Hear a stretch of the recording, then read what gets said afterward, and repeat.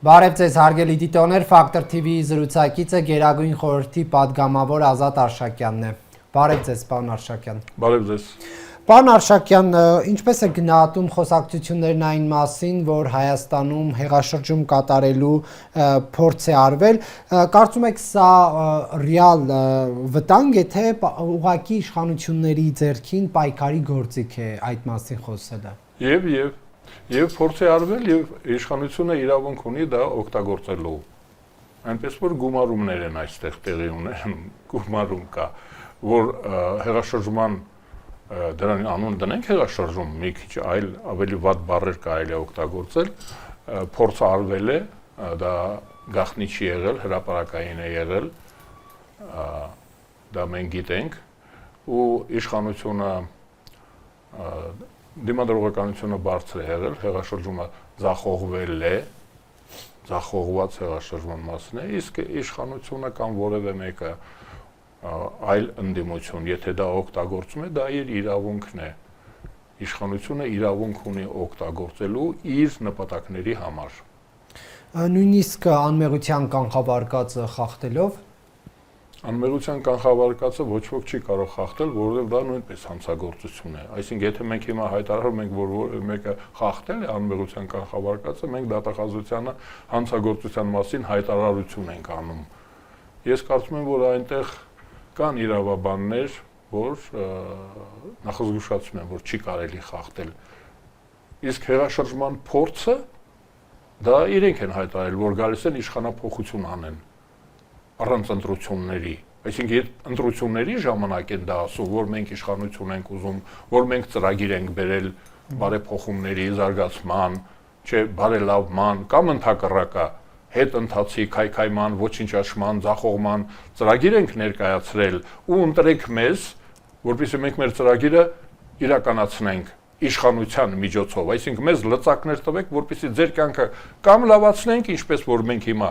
ձեզ ներկայացնում ենք, կամ վատացնենք, ինչպես մենք ձեզ հիմա ներկայացնում ենք, այսինքն իշխանափոխության սահմանադրական եւ օրինական ձևը, եթե այդպես չի,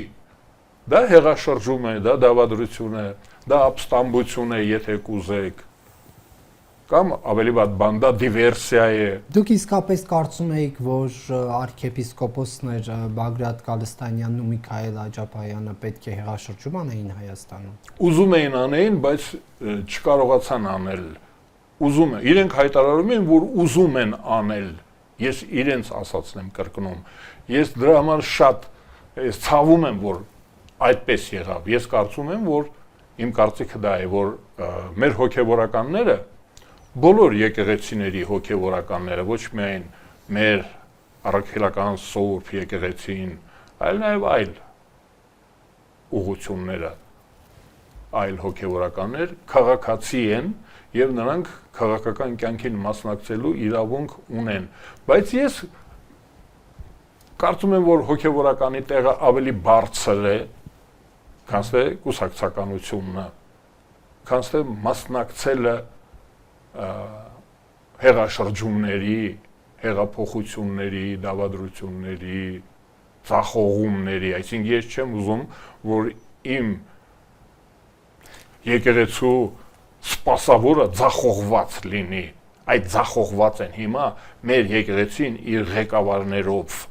այդ սպասավորները ձախողված են։ Ճիշտ է, մենք այդ ձայնագրություններում լսեցինք երկու հոգու գնդակահարելու մասին եւ այլ բազմաթիվ դատապարտելի գործողությունների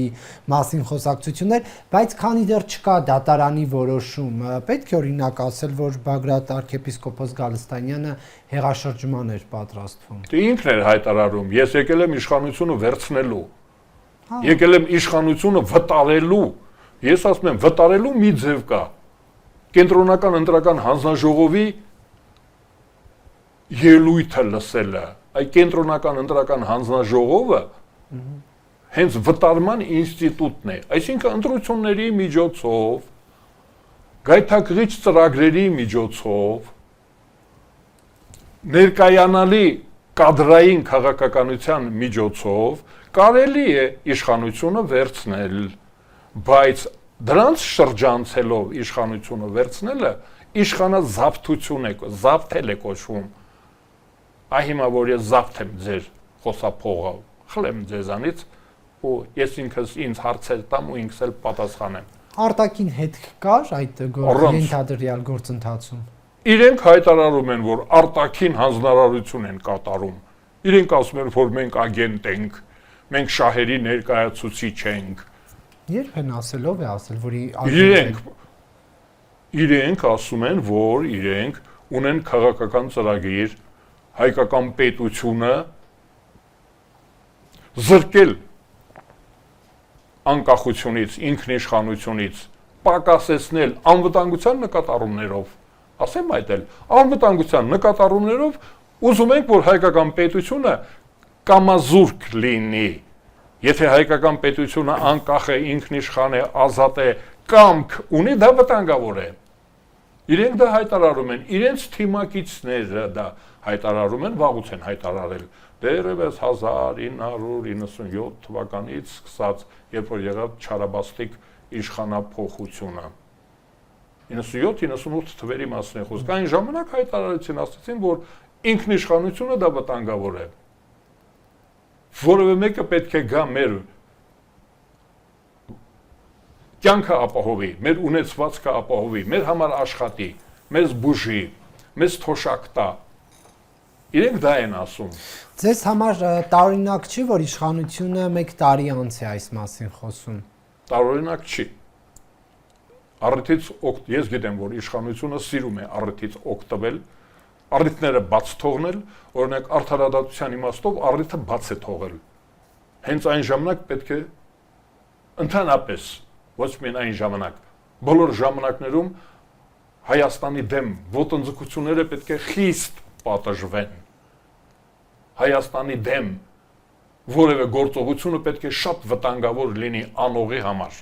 Այ ով որ ձեռք է բարձրացնում Հայաստանի ինքնիշխանության վրա, հայ ժողովրդի վրա, մեր մշակույթի վրա, մեր անվտանգության վրա, մեր գույքի վրա, դրանք պետք է խիստ պատժվեն։ Ձայնագրությունները, եթե վերցնենք, որ դրանք իրական են,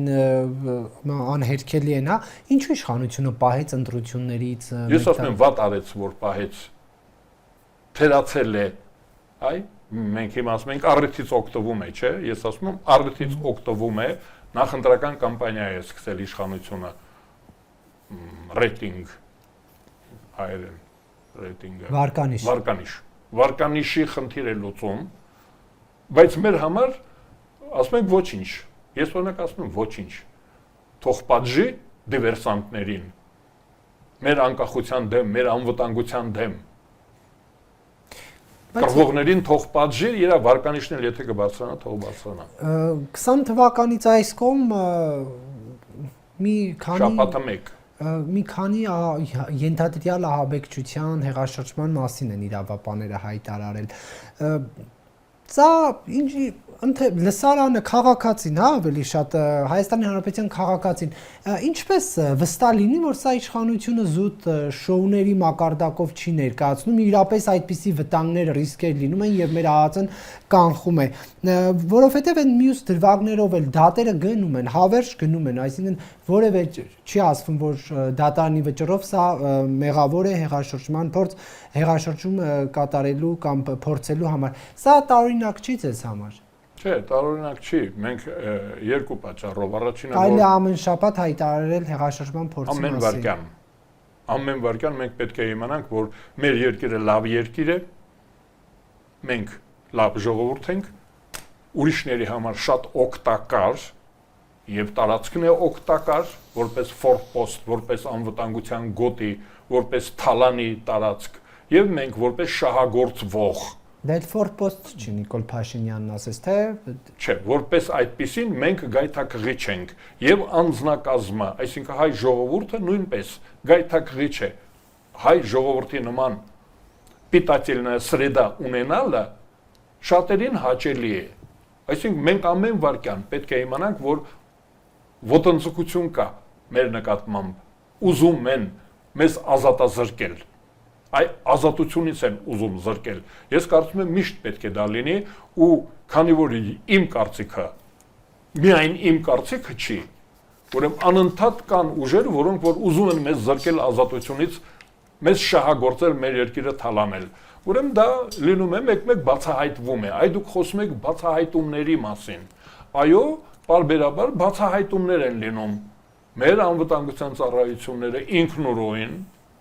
կամ ուրիշների օգնությամբ պարզում են, որ ինչ որ դավադրություն կա, ինչ որ դիվերսիոն խմբեր կան, ինչ որ հանցագործ խմբեր կան, որ ուզում են մեզ զրկել ազատությունից, գույքից, առողջությունից։ Շատ լավ։ Ես արտահայտեցի Ֆրանսիայի համերաշխությունը հայկական ժողովրդավարությունը ապակայունացնելու փորձերի դեմ, սա Մակրոնի էջին է գրված Փաշինյանի հետ հեռախոսազրույցից հետո, ինչպես է գնահատում, արդյոք սա չի ընկալվում, որ Մակրոնը աջակցում է Փաշինյանին եկեղեցու դեմ այս պայքարում։ Ես ուզում եմ նախ եւ առաջ շնորհակալությունս հայտնել։ Շնորհակալ եմ Ֆրանսիա, շնորհակալություն։ Ինչի համար։ Աջակցության համար։ Եվ ես հաջողություն եմ ցանկանում Ֆրանսիային այդ պայքարում։ Ինքը պայքարում է մեզ ազատությունից զրկողի դեմ։ Այդ պայքարը այնտեղից է գալիս, այ արտաքին միջամտություն է, այս դեպքում դրական միջամտություն։ Մեզ երկրի համար դա դրական միջամտություն է, մեզ աջակցություն է հայտնվում։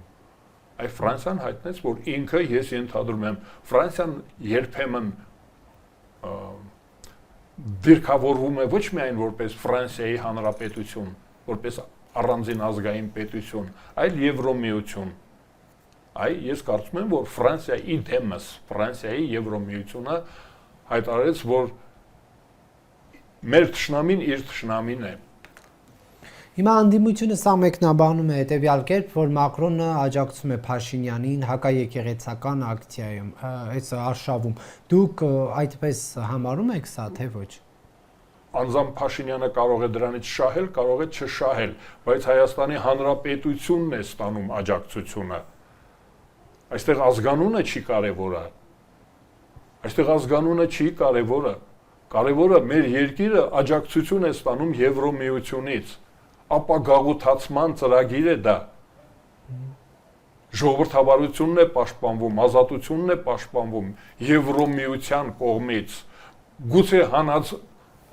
Հունգարիա կամ էլ ինչ որ մեկը հանած, Եվրոմիություն հանած մի քանի պետություն ոչ ազդեցիկ։ Ես համարում եմ դա ողջունելի է, եթե Նիկոլ Փաշինյանը կարող է դրանից օգտվել, առիթը, մենք հիմա անդադ առիթից ենք խոսում, թող օգտվի, բայց Հայաստանը ստանում է Եվրոմիության, իդեմս Ֆրանսիայի աջակցությունը եւ մեր հակառակորդները,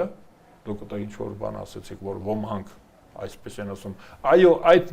միջամտությունը մեր ներքին գործերի ես ողջունում եմ։ Մեր ներքին գործերին միջամտում են 4 կողմից։ Լավ, ես մի բան անեմ, մեջբերում է Լավրովից անեմ, գուցե այս միջամտությունն էլ ողջունեք։ Հայ առաքելական եկեղեցու վրա հարձակումները խիստ մտահոգիչ են։ Մենք չենք ցանկանա, որ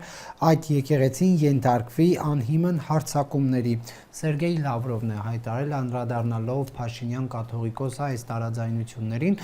Սա եւս ողջունում եք։ Տեսնում եք, ես դա էլ եմ ողջունում հայ առաքելական սուրբ եկեղեցու դեմ հարձակումներին, այո, ես էլ եմ դրա դեմ։ Եկեղեցու դեմ այսօր հարձակում կա։ Սպասավորները հարձակվել են։ Ինքնավնասարար են այս սպասավորները եկեղեցու պաշտոնյաները, բյուրոկրատները հարձակվել են եկեղեցու վրա, հաշվետվություն չեն տալիս։ Մեզ ես մկրտված եմ եւ մկրտվել եմ,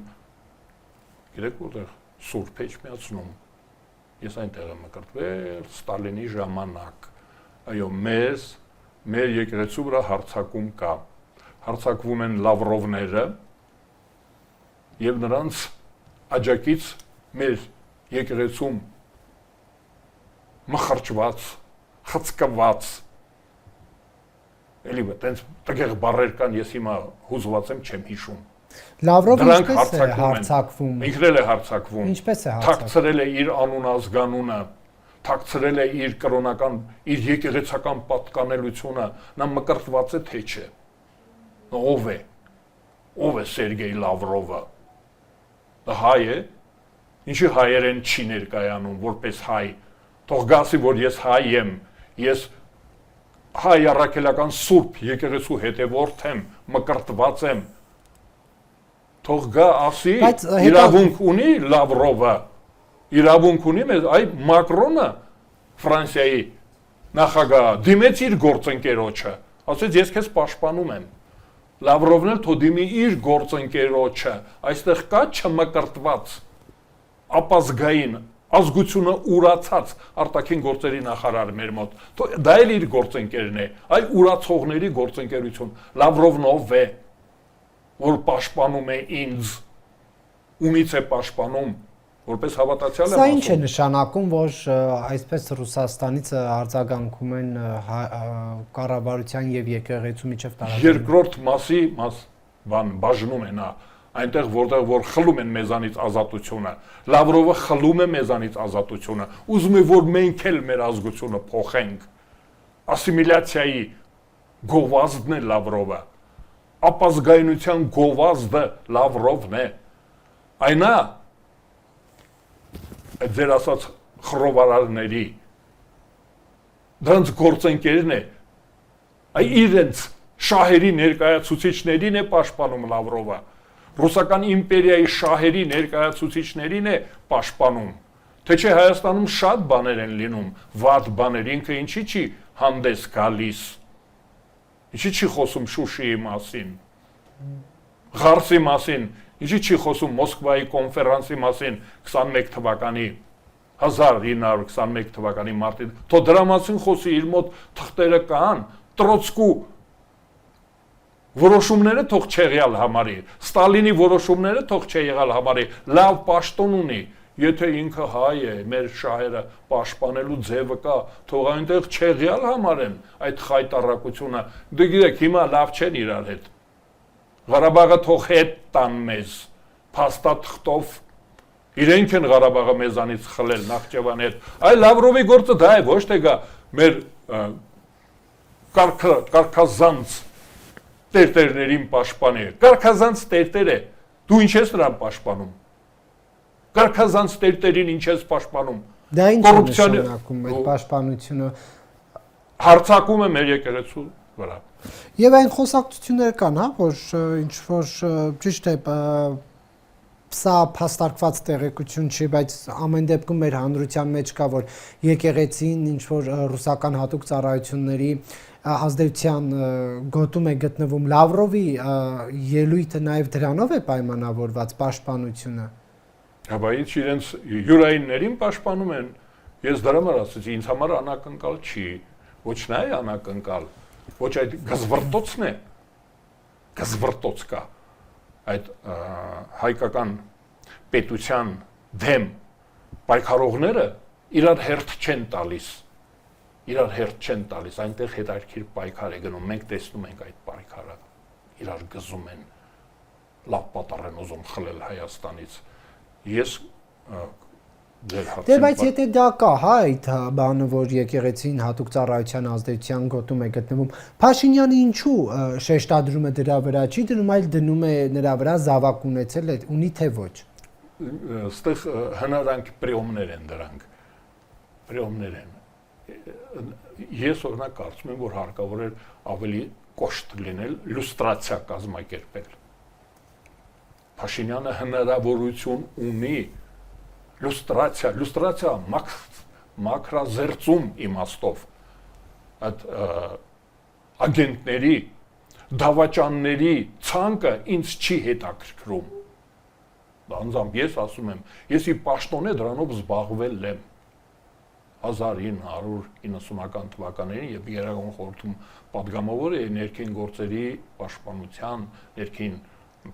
ներքին գործերի եւ անվտանգության ծառայության։ Ես զբաղվել եմ դրանով, ես ահագին բան գիտեմ, հիմա որը չեմ կարող հրապարակել, պաշտոնե բերում ձեռք եմ բերել։ Այո, չափազանց մեծ ազդեցություն ունեն ագենտները, մատնիչները, ոչ թե շահերի ներկայացուցիչները։ Դա գիտեք, շահերի ներկայացուցիչ կա։ Տարբեր տեսակի հասարակական կազմակերպություն, բայց կան մատնիչներ, դավաճաններ, այսինքն մարդը իր ընկերոջը, իր ընտանիքի անդամների գաղտնիքները հատուկ ծառայություններին են հանձնում, այ երբ որ մենք ասում ենք լուստրացիա, դրանք դավաճաններ են, իրենց ընտանիքին են դավաճանում, ընկերությանը, գործընկերոջը, գոլեգային, աշխատանքի տեղը։ Այդ դրանց մասին Նիկոլ Փաշինյանը հիմա լուրջ հնարավորություն ունի լուստրացիա անելու։ Այսինքն բացահայտելու ոմանց ներելու, ոմանց չներելու։ Բայց մարդիկ արդեն կարծում են քաղաքական շրջանակներում, որ արդեն իսկ Նիկոլ Փաշինյանի գործողությունները լուստրացիայի կարիք ունեն։ Նիկոլ Փաշինյանը բացահայտ է խոսում, մարդը ասել է, որ ես հավատարիմ եմ բացահայտ մունդիրով, պագոններով, կոճակները փայլունած, ես շարունակելու եմ իմ նախորդների քաղաքական ծրագիրը, էլ ինչ բացահայտում, ասել է, որ ես եվրազացի եմ, ես մաքսային միության կողմից եմ, ես ուզում եմ, որ Հայաստանը ունենա տկար տնտեսություն, մաքսային միություն նշանակում է Հայաստանի տնտեսություն չզարգանա։ Եվրազիական միություն նշանակում է լինել բռնապետների, հիվանդների հետ, վարակիչ հիվանդների հետ լինել նույն ակումբում։ Մարդը հայտարարել է ՕԴԿԲ-ից դուրս չի գալիս, Հայաստանը չի հանում, վտանգավոր կազմակերպությունից չի հանում, դա հենց լյուստրացիա է։ Ինքը դեմ է, որ Հայաստանը անվտանգ լինի, պետք է դուրս գա, եթե կողմ է ՕԴԿԲ-ից։ Պետք է ապահովի մեր երկրի անվտանգությունը, դուրս գա ՕԴԿԲ-ից, որտեղ ՕԴԿԲ-ն տանում է մեր գաղտնիքները, հանձնում է հակառակորդին։ Սրանից մի շաբաթ առաջ ՕԴԿԲ-ի անդամ պետությունները Ադրբեջանին թույլ տվեցին այդ մահմեդական համաժողովում, որ Հայաստանին պատժեն, պատժիչ ակցիա, պատժիչ փաստաթուղթ ընդունեցին եւ ՕԴԿԲ-ի մեր դաշնակիցները վետո չդրեցին դրա վրա, արգելք չդրեցին, Ռուսաստանը դրա վրա արգելք չդրեց, իր ձայնը չհանեց, Ռուսաստանը որպես մահմեդական պետություն, վերջացնեմ միտքս, ես էլի կարևոր եմ համարում, մեր դաշնակիցները զինվորական, Ռուսաստանը, Ղազախստանը, Ղրղզստանը, Տաջիկստանը,